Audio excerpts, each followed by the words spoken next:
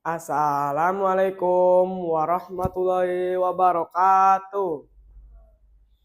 Perkenalkan, nama saya Muhammad Bayaki. Saya sekolah dari SRT 36 Lebak.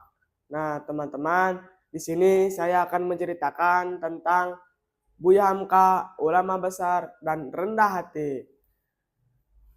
Nah, teman-teman, coba lihat buku ini. Ada seorang kakek berbaju hijau, berpeci hitam, berkacamata, dan tersenyum ramah. Di belakangnya ada rumah beratap gondong yang disebut rumah gadang. Siapakah beliau? Beliau adalah Buya Hamka. Nama aslinya adalah Haji Abdul Malik Karim Amrullah. Tapi dunia mengenalnya sebagai ulama besar, sastrawan hebat, dan pahlawan yang sangat jujur serta rendah hati. Nah, kisah kita dimulai dari sebuah desa yang asli di dekat Danau Maninjau, Sumatera Barat. Waktu kecil, Hamka dipanggil dengan nama Malik. Malik ini anaknya yang sangat lincah, aktif, dan kadang-kadang bikin pusing gurunya karena anak ini tidak bisa diam. Di suatu hari, Malik mau pergi ke surau. Ibu, ayah, Malik mau pergi ke surau dulu ya. Malik mau membaca kitab, tapi abis itu Malik mau memanjat pohon dan berenang bersama teman-teman. Boleh ya ibu? Meskipun Malik kecil ini sangat nakal dan suka bertualang, ada satu hal yang membuatnya berbeda dari anak-anak yang lain. Apa itu? Dia sangat gila membaca. Buku apa saja dibacanya, mulai dari buku agama, buku cerita, hingga sejarah dunia di bawah pohon yang rindang. Malik kecil bisa menghabiskan waktu berjam-jam tenggelam di dunia buku. Dari sanalah kecerdasan dan imajinasinya mulai tumbuh raksasa. Waktu pun berlalu.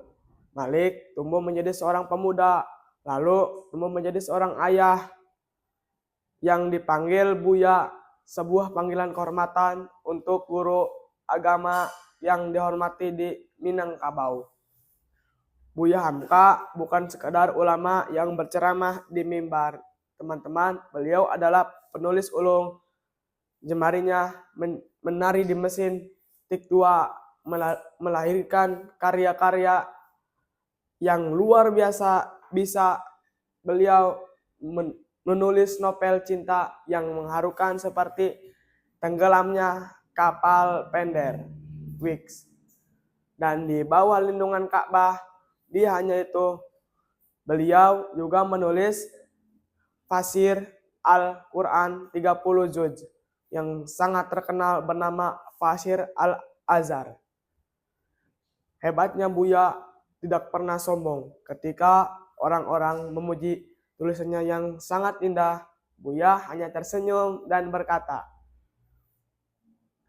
segala keindahan kata yang saya tulis ini sejatinya bukan milik saya. Itu semua adalah titipan ilmu dari Allah Subhanahu wa taala.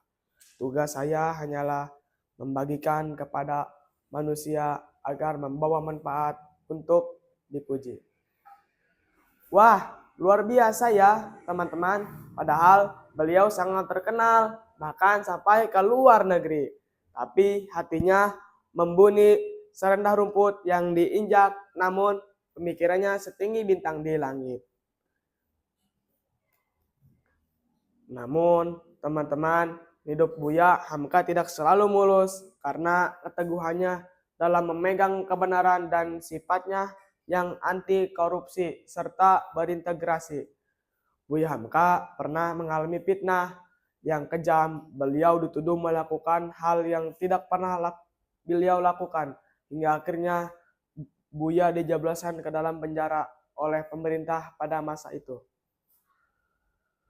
Bayangkan seorang ulama besar di penjara tanpa salah. Bagaimana perasaan Buya? Apakah beliau marah? Beliau dendam?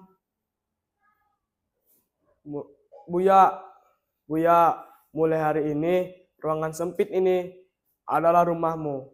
Jangan harap kamu bisa berdakwah lagi.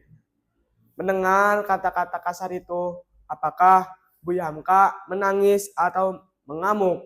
Sama sekali tidak.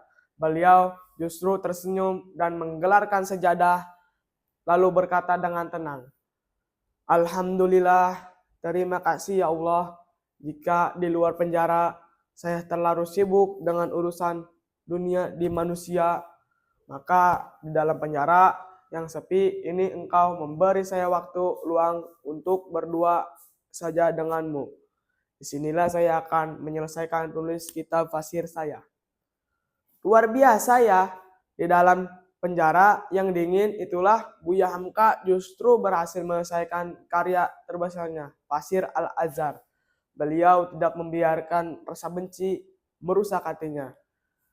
Hingga suatu hari, beberapa tahun kemudian, Buya Hamka dibebaskan dari penjara.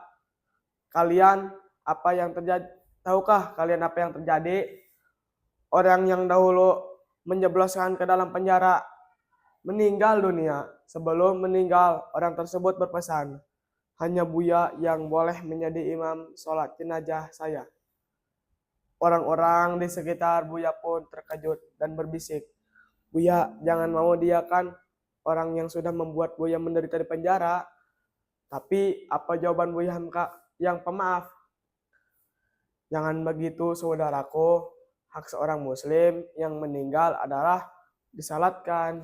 Saya tidak pernah menyimpan dendam kepadanya. Justru di dalam penjara karena kebijaksanaannya saya bisa mencelaikan kitab fasir saya. Dia adalah sahabat saya. Masya Allah, Buya Hamka datang melayat lalu berdiri di depan sebagai imam, menyalatkan orang yang pernah menyakiti dengan air mata yang tulus. Itulah bukti nyata dari kalimat yang tertulis di buku ini. Ulama dan penulis ulung yang rendah hati. Beliau juga memegang logo merah di pojok kiri bawah. Teman-teman, berani jujur, hebat. Beliau berani membela kebenaran dan jujur dalam bertindak. Dan tidak memempan disuap untuk digoda oleh duniawi. Nah, teman-teman sekalian, dari kisah Buya Hamka, kita belajar 3 hal penting. Yang pertama, rajin-rajinlah membaca buku seperti Malik Kecil agar pikiran kita luas. Kedua, jadilah anak yang jujur dan punya integrasi. Jangan pernah mengambil yang bukan hak kita. Ketiga, milikilah hati yang pemaaf dan rendah hati setinggi apapun prestasi kita, nanti jangan pernah sombong. Semoga kita semua bisa meniru dan keteladanan dari Buya Hamka ya. Terima kasih sudah mendengarkan cerita saya hari ini. Sampai jumpa di cerita seru berikutnya. Dadah. Sekian, terima kasih. Wassalamualaikum warahmatullahi wabarakatuh.